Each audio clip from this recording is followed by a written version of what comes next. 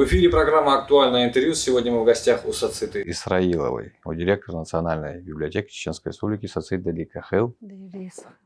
У нас, как известно, в этом году отмечается юбилей Национальной библиотеки, 120-летие, и главой республики также был отмечен 2024 год годом истории. Поговорим об истории и об истории города, об истории библиотеки. Вообще вот в самой истории города Национальная библиотека какую роль занимает? Вы знаете, надо прежде всего сказать, что в истории города, даже я бы брала бы более ранний период, я бы вообще взяла бы крепость Грозную. Один из первых учреждений культуры это была библиотека. По воспоминаниям как раз тех, кто был ссыльный был в крепости Грозной, уже достоверно известно, что в крепости Грозной был клуб. И была небольшая библиотека. То есть очаги культуры уже были в 1820 году. Ну а если брать библиотеку, 120 лет юбилей, который мы отмечаем, на самом деле можно еще отнести более поздний, ранний период, поскольку сама библиотека сформировалась в 1863 году. А как мы знаем, через 6 лет крепость была переименована в город Грозный, а уже даже в крепости была библиотека публичная, массовая, общественная библиотека, которая обслуживала население крепости. Более, как я говорю, до совершенно верно, это довоенный период, 1863, 66, 68, вот эти года уже были попытки организовать библиотеку, поскольку мы знаем, это как раз уже неспокойное время, это Балканский кризис, это 1812 году война прошла, отечественная. Естественно, умы молодежи всегда были такие рвались на баррикаду, и, естественно, были газеты, печать и так далее. И, конечно, просвещенная молодежь, конечно, требовала, чтобы были газеты, книги и так далее, и печать была, и, соответственно, организовывалась библиотека. Это такая маленькая предыстория самих библиотек Грозного. Что касается уже в городе Грозном, если мы с вами вообще проследим всю историю, безусловно, во всех исторических событиях, на всех этапах каких-то исторических потрясений, библиотека занимала всегда ведущую роль, очень важную роль. Достаточно привести несколько примеров. Один из таких примеров, что в стенах библиотеки, тогда еще старой библиотеки, она была на улице, тогда она называлась улица Окружная была, позднее эта улица была переименована, она была в проспект Орджоникидзе, сегодня это проспект Исаева, там была первая библиотека, такое небольшое двухэтажное здание, каменное здание, как раз-таки там была библиотека. И один из таких ярких примеров, что в стенах библиотеки собирались революционеры. Ноя Буачидзе, кстати, там выступал со своими лекциями. Да. Угу. Там же и Сергей Миронович Киров, то же самое, Фиолетов там же был, Левандовский в библиотеке. Это тоже проводил свои такие собрания. Шарипов часто любил быть в этой библиотеке, то есть она как-то была библиотека. Это по Исаеву? Да, совершенно. Сейчас с этой библиотеки уже давным-давно нет, ее уже снесли. Это было такое старое каменное здание, было, по-моему, 1861 года застройки. Это было очень старое здание, но его снесли когда был очередной генеральный план реконструкции Грозного. Это были как раз после Великой Отечественной войны, 45-й, до 50-х годов это был очередной план как раз перестройки Грозного, и как раз таки как период. Вы думаете, могли ли какие-то из старых книги остаться сейчас? Нет, того периода, о котором мы говорим, они не остались. Во-первых, даже то, что и осталось, как мы знаем, 2 военные кампании, это же все же уничтожила, а сама библиотека, она находилась вдоль реки Сонжа, на набережной Сонжа, в парке Чехова, она находилась, библиотека, в которую переехали в 60-е годы, это такое было, такое традиционное, можно сказать, здание в таком стиле, античном стиле, там колонны были античные, такие высокие потолки. Это было здание где-то 65-го года, когда туда библиотека переехала. Библиотека-то уничтожена. И как я говорю, на всех этапах истории библиотека не оставалась в стороне.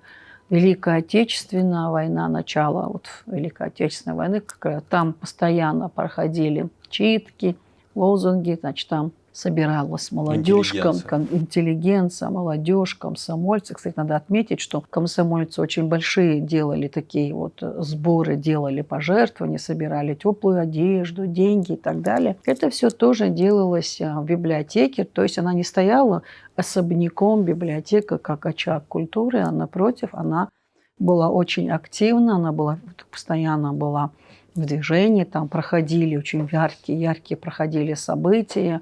События 1944 года и события депортации, когда в библиотеке был часть краеведческого фонда была уничтожена. То есть она вот всегда впереди, она не оставалась в стороне. Вот какие-то события, они отражались. Во-первых, эти события отражались и на страницах периодической печати, газеты, книги. Это все собиралось, это все хранилось, это все выдавалось и так далее. И поэтому 120 лет истории – это 120 лет служения Отечеству, служения республике.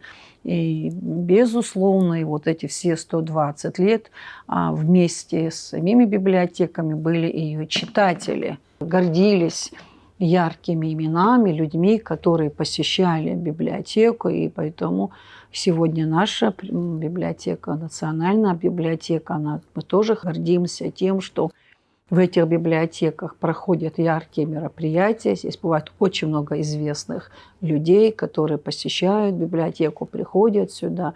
И это говорит о том, что библиотека – это тот фундамент, на котором стоит, будем так говорить, один из столпов просвещения, там наука, культура, просвещение. Вот как раз-таки эта библиотека – это как раз-таки тот столб, который, в общем, фундамент, будем говорить, всего просвещения. Потому что хорошие библиотеки – это, безусловно, это хорошее развитое государство. Это как бы фактор стабильности, показатель того, что это самообразованности, востребованные библиотеки и, соответственно, непросвещенная нация. Это как бы такая тут взаимосвязь, которая не требует никакого доказательства либо опровержения. И поэтому все 120 лет библиотека служила читателю, служила книге и выполняла очень важную миссию, просветительскую миссию. Это одна из функций библиотеки, которая возложена на человека. Это не на библиотекаря, это просветительская ее миссия. Да, мы не можем заниматься образовательной деятельностью, но мы можем просвещать. И поэтому очень важно сегодня вот на каких-то исторических этапах, как же нужно правильно выстраивать линию просвещения, что нужно делать. Вот как я говорила, вот в 40-е годы, когда началась Великая Отечественная война, какое огромное количество мероприятий было проведено в библиотеке. Они все носили пропагандистский такой характер, нравственный, патриотический дух, настрой и так далее. И сколько комсомольцев, вообще такой прогрессивной молодежи делали очень много для того, чтобы развивалось государство, там развивалось общество и так далее. И поэтому Национальная библиотека никогда не стояла в стороне. Она сегодня самый большой методический центр для всех библиотек Чеченской Республики. Она сегодня очень важный, будем говорить, очаг, который занимается хранением, выполняет функции книжной палаты. И это вот то, что невидимо глазу, кажется, пришел в библиотеку, да, здесь все красиво, и порой даже чуть здесь так тихо и так далее, и читателей мало. На самом деле все остальное, все важное и нужное делают работники, которые, на первый взгляд, они бывают и не видны, поскольку библиотека – это и научное учреждение. Мы здесь занимаемся и просветительской, как я сказала, деятельностью, но еще и научной деятельностью, одна из которых является в том числе и издание книг. Это тоже сегодня очень важная сторона библиотеки. Сацит, да. Давайте поговорим тогда о настоящем. О сегодняшней роли Национальной библиотеки. Я уже сказал, что мы затронем год истории. И интересно, насколько сегодня людям интересно посещать библиотеку с целью изучения истории.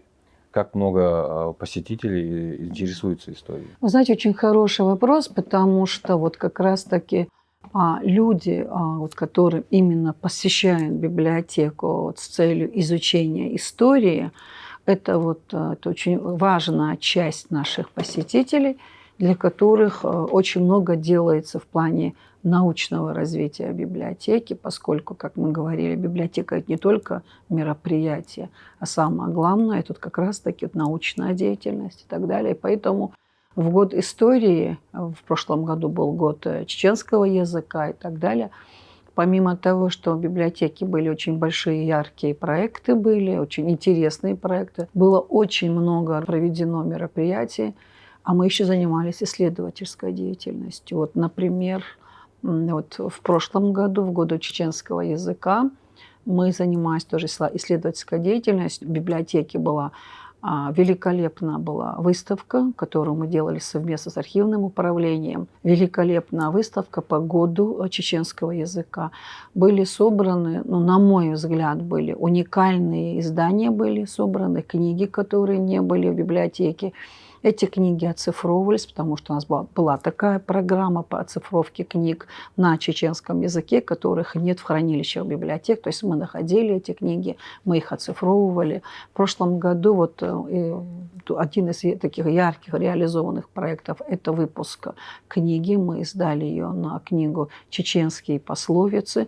Это такая исследовательская работа. А в этом году истории, в планах очень много. Мы связывали год истории с годом 120-летия библиотеки. У нас уже готовы к изданию, готова книга. Это указатель, библиографический указатель к 120-летию Национальной библиотеки, над которой сотрудники библиотеки, наверное, работали около года. Очень большой срок, очень долго работали над ним. В планах есть очень интересные проекты, в том числе мы хотим издать книгу. На следующий год, как мы знаем, Грозный будет город культурной столицы. Мы планируем издать книгу по истории города, куда войдут уникальные документы, уникальные фотографии, относящиеся к истории нашего города. То есть мы сегодня, помимо того, что мы выдаем литературу, мы это просвещаем, так будем говорить, молодежь, занимаемся этой частью, и поскольку это очень интересно, и это важно, потому что у нас сегодня в архиве, мы с гордостью говорим, наверное, одна из лучших, будем говорить так, подборок или коллекции фотографий по истории Грозного.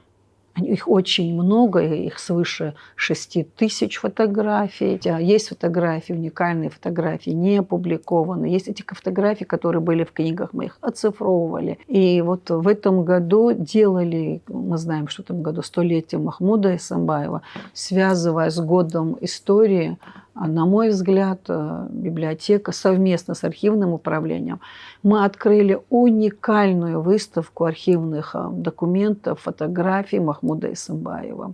Уникальных фотографий, я не побоюсь этого слова, в прямом смысле этого слова, потому что часть фотографий, которые были сегодня экспонировались в библиотеке, они впервые были предоставлены зрителям, читателям, они как раз были с архивного управления, и поэтому, когда люди видели эту выставку, они были удивлены, что так много, казалось бы, Махмуд Эсамбаев, яркая личность, о нем уже столько написано.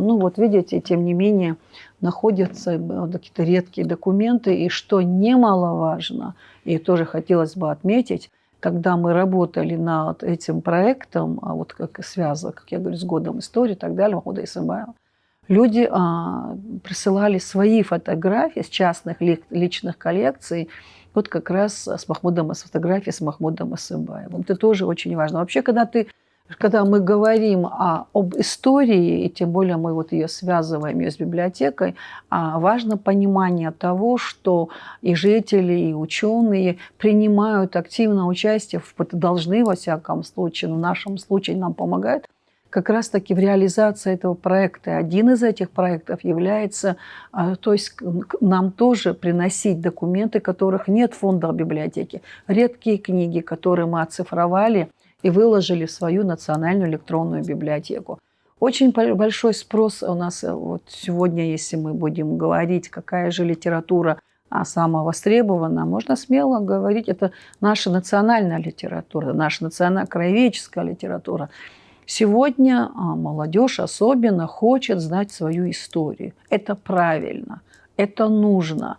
Но мало того, что хотеть, нужно же ее еще изучать. А для того, чтобы ее изучать, получить, например, какой-то там документ, нужно этот документ найти, правильно? Нужно найти держателя этого документа. Его нужно оцифровать. И мне кажется, и сегодня вот этот вот поставил там в книжный шкаф какую-то редкую там книгу, и я ее никому не дам, она у меня есть. Это неправильный подход к истории, потому что сегодня все переведено в цифру, сегодня есть большие возможности.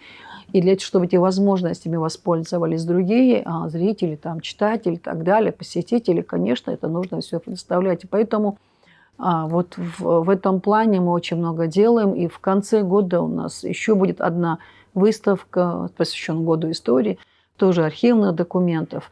Мы ее тоже готовим совместно с архивным управлением. Очень бы хотелось вот в передаче и сказать огромную благодарность архивному управлению, которое очень много делает как раз-таки по вот выявлению, поиску таких документов, относящихся к нашей истории, культуре. И у нас очень много было мероприятий совместно с архивным управлением. Вот как раз-таки еще такая выставка планируется на конец года. Мы планируем еще выставку, посвященную истории своей библиотеки. У нас тоже будет библиотеки к юбилейным мероприятиям, которые планируются в конце октября, в начале ноября. Мы тоже как раз выставку будем делать фотографий по истории своей библиотеки. И поэтому сейчас тоже, пользуясь случаем, хотела бы попросить, если у зрителей, если есть в фонде, личных фондах есть фотографии по истории библиотеки, чтобы принесли нам, вот, дали их оцифровать, чтобы они были, потому что мы знаем вот в ходе 2 военных кампаний, насколько много всего утеряно сегодня. Очень. Личных архивов не осталось, личных альбомов не осталось. И сегодня вот так сообща, вот какие-то единым, так сказать, будем так вот единой командой и восстановить вот все те пробелы, которые у нас были, это очень важно, это нужно делать. Вот, например, сегодня узнать фамилию первого директора Национальной библиотеки, это очень сложно, это невозможно, да. Вот сколько я занималась наукой, там, исследовательской работой по истории библиотеки, просто узнать фамилию, это тоже целое. Узнали? Нет, к сожалению, нет. Есть там как-то имена есть других директоров и так далее. Поэтому вот нужно всем вместе заниматься. Тем более, когда у нас такие великолепные возможности сегодня. Ведь посмотрите, что происходит. Все очень интересные проекты, они же поддерживаются. Да. Да. И главное, чтобы было желание, и главное, была инициатива. А всего остального можно достичь. И главное, чтобы это не останавливаться и понимать то, что ты делаешь, это очень важно, это очень нужно. Поэтому, когда нельзя со своей историей так вот несерьезно, будем так относиться, расхлябанно относиться к своей истории. И поэтому, посмотрите, что происходит. Твою историю пишут за тебя, пишут ее другие. И когда мы потом возмущаемся, мы говорим, на самом же деле этого не было, а доказать, как было, это уже сложно. И в связи с этим библиотека, она-то и берет на себя функции, так будем так говорить, главного хранилища всех сведений, документов, относящихся к истории твоей, там, твоего республики, твоего края. И поэтому миссия библиотеки, она велика. Ее никто не заменит. И как бы сегодня много не говорили, что 21 век все читают в гаджетах и так далее, надо понимать, что в библиотеке тоже есть электронные библиотеки. Мы прекрасно оцифровываем. У нас есть размещено около 4000 оцифрованных книг в библиотеке. И книги редкие. Большая часть этих книг оцифрованных Их даже нет в фонде нашей библиотеки, мы их брали у держателя, цифровали и так далее. Поэтому сегодня, когда мы говорим об библиотеке, говорим об истории, году истории, то это такие вот две взаимосвязанных понятия, потому что не может быть истории без библиотеки, да и библиотека не может существовать без своей истории. Большое вам спасибо, то, что сегодня нас приняли у себя в стенах Национальной библиотеки. Хочу вам пожелать удачи, успехов и вечного процветания. Спасибо, Дэвис. Это была программа «Актуальное интервью». Мы сегодня были в гостях у Сациты Исраиловой, директора Национальной библиотеки Чеченской Республики.